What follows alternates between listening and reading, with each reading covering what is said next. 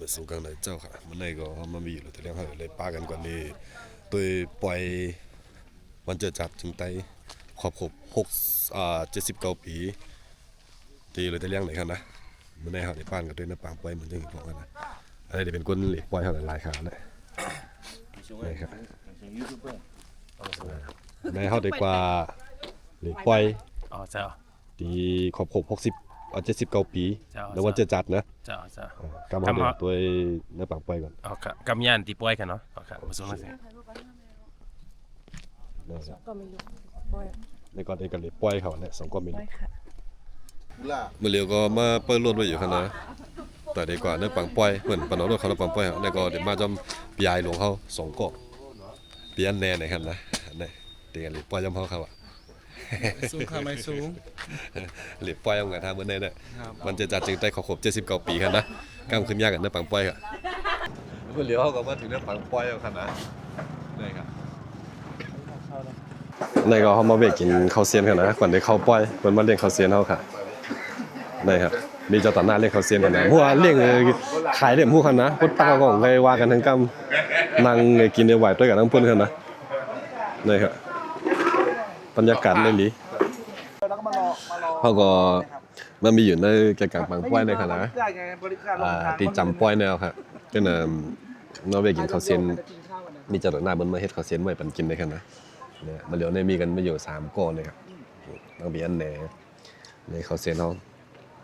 วิวก็ตัวใหญ่ลำพูนครับนะทางดีอยู่ครับอยู่เนื้อแหน่ตัววิวเขาว่ะเป็นไงครับหวานหวานหวานใต้หรือหวานไทยหวานใต้อันไหนค่ะมาเหลียวเขาก็เขามาในปังป้อยอันไหนค่ะนะเอาเด็กเขามาตัวว่าในปังป้อยในมีสั่งพองที่มันเดี๋ยวปีในเฮาในคันเนาะได้ครับอันนี้ก็มันแอบช้ำหลักช้ำยอดช้ำแทงนิดๆก่อนพวกคันนะมากกว่าเหลียวเลยนะเกี่ยวอะไรกับพี่อ่ะเอาผมก็ไม่ได้ว่าอะไรพี่ทำไมพี่ร้อนตัวเองจังเลยเนี่ยไหนครับเดี๋ยวเขาต้องไหนหมดก่อนครับนะอ๋อพี่ขึ้นไปข้างบนได้เลยขึ้นดูได้ไปได้ไม่ได้ก็เข้าไปดูอ่ะตัดแล้วอยู่ตรงไหนเนี่ยน้องพาเลยเงี้ยแต่ว่าดีกว่าวันนี้มีลายจึงว่าจะจัดจึงได้เขาพาพอโผล่70 กว่า ปีนั้นไหนเขาพา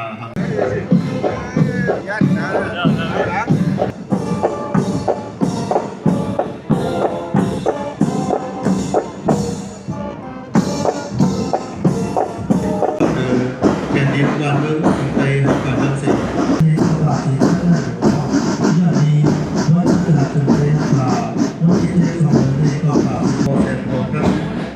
ปันนึกกุญเชียปอนมันออกในอยู่เขาย้อนเปิดเขาย้ำอย่างไรเงาในอย่างไรกาวันปันนึกอย่างไรเดสื่อคือใจเขาขาวันที่3ถึงใจเขาขาพอปลูก70 กว่า ปีอันไว้ทำจะเรียกว่า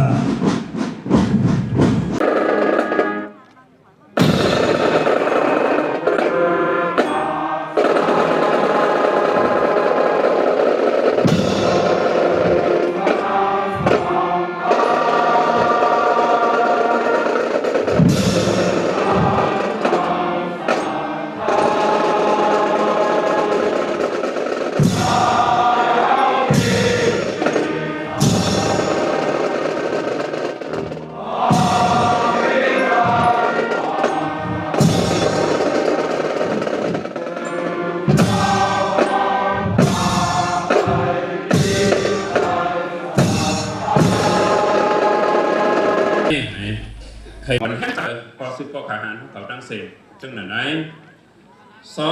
2วันเจอจ่าจึงใต้เฮาขอบได้เป็นจอมอยู่เจอจากจึงใต้เฮาคาหลุมมาเรียบเฮ็ดด้วยมาสีทิศเด่นนั่นเจ้าผ้าหลวงเจ็ดเจ้าเด้ผู้ต่างของคนเมืองมาอยู่ในน้ำเขาตัวอย่างจริงแต่แก่กับสามัญเมืองไทยพิงทุกพมันมีเจ้าเพิ่งมาเนาะไว้หน้าเฮาคาช่างดูได้เอาเมืองคาเนาะเมืองแล้วก็เยอะมีคนมีเหลียวมันเป็นไรค่ะ อย่าไปว่าเมื่อไก่อะเมื่อจำเขาคาเนี่ยเมื่อ สุดเก้าแหล่พ่อตัวดันตากเกียรติให้กับปันเพชรแหล่เมื่อมีภูเก็ตมาเต็กๆได้เก็บดูละสิ่งใดเขาขานั้นเขาเพราะมาโดยกูเบิ้งเดินมากับเขาควรอ่อนกันโปรสร้างเติมซึกอันเยียวยาหนึ่งลุงนั้นโปอันนี้ตับซึกอันแก่ๆยังอย่าเซเปิดจะแก่ๆให้กำปันดันยิ้มวันเดียวเลยคนมือ มันเดี๋ยวว่ามันเดี๋ยวปังเจียวกันนะมันเดี๋ยวจุ่มสึกออกเนื้อปังเจียวเนื้อปังควายก็เขาก็มัดไว้เนื้อปังควายนะครับหมดเลยนี่มาอยู่หน้ากลางควายนะครับ bốn mươi tầng hà xế áo tăng lai cắt điện xế kia đi quả áo bò tí toai nhàng kiểm kê âm hờ bốn đảng cơ đảng mớp mai ya câu đủ lại thầy ốc dòng lên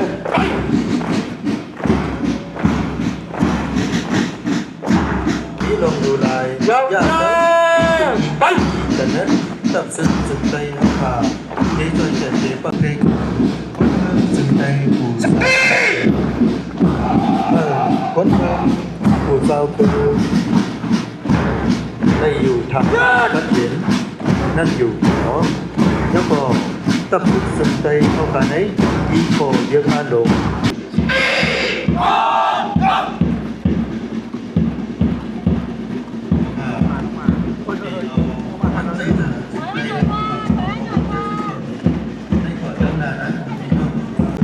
เลยอยู่แบบนี้ อันนั้นจะเป็นหน่วยจู่โจมกันนะหน่วยจู่โจมความไว อยู่ลีเซอร์สามีมันกลาลีเดียวทนทางนี้ลงมนเซอร์สาจอมหนังกลางสันยิ่งอันกุศลกุโกสิกับเขามันสูงตั้งเสียงพันพอมาในต่างไปนั้นในเราแค่ก็ให้บันที่เล่นในจะมีจุ๊บตุ่ยยันนะคะเข้ามีพาเซปอกหลาในต่อ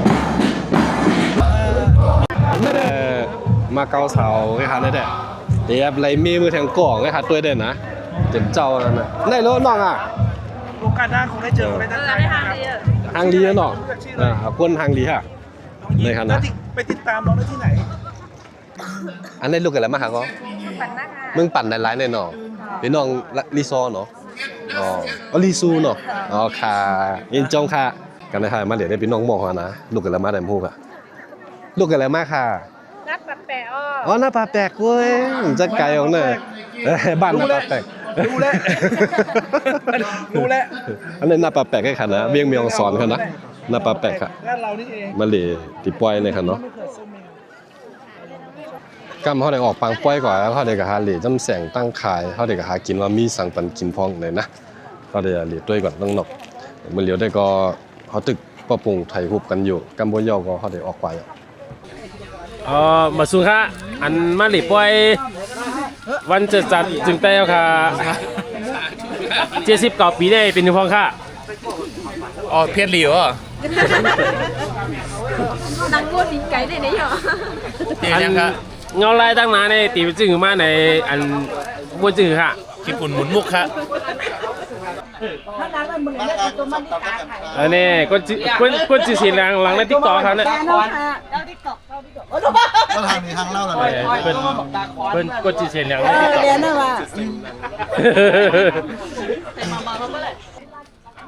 โอ้สาวๆครับน้องยูมินค่ะยูมินค่ะ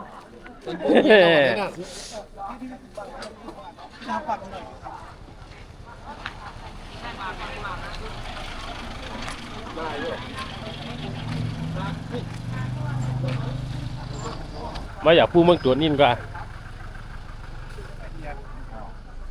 อะไรนี่ปี3ละ พี่สาวมั้ง นี่สาวๆนะครับ สาว อันนี้ก็หนุ่มๆนะครับ ลุงครับลุง ลุงอะ เรียงว่าอะไร นานยังอ่ะเมื่อนั้นไม่น่ะมาเวน่ะ แต่พูดภาษาจีนเพราะไอ้นี่แต่ไม่กล้าพูด ไปเพี้ยนเนี่ย ปันเนกอ